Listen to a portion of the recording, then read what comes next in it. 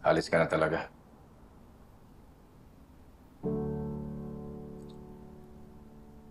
Mahal kita, Robert. Akala ko, kailangan ko ipaglaban yun hanggang sa huling hininga ko.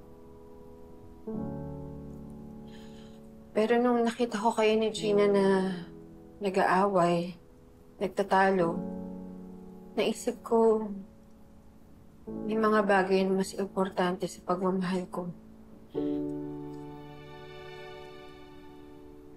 At yun yung kaligayahan mo. Pamilya mo.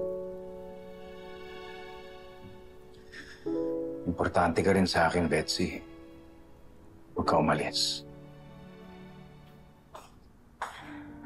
Dad, you never know. Baka this space might help you find out if kayo talaga para sa isa't isa. Stay away from this, Gina. Tama naman siya, Robert.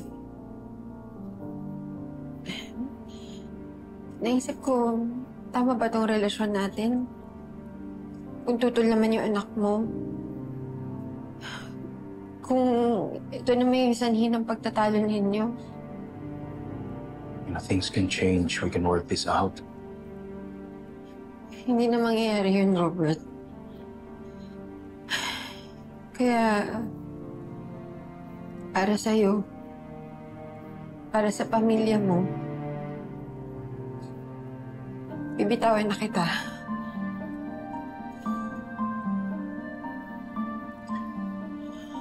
Iwanan mo na ako. Yun ang dapat kong gawin eh.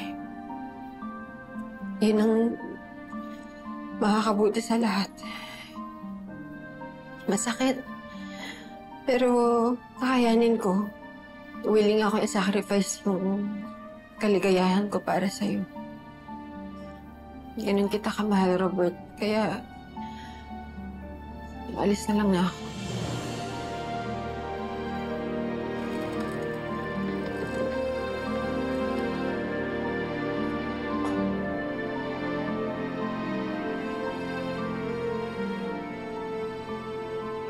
Saya ka na. I'm sorry, Dad, okay? Pero kailangan ko talaga gawin to. Kaya kahit magalit ka sa akin, hindi ko to pagsisisihan.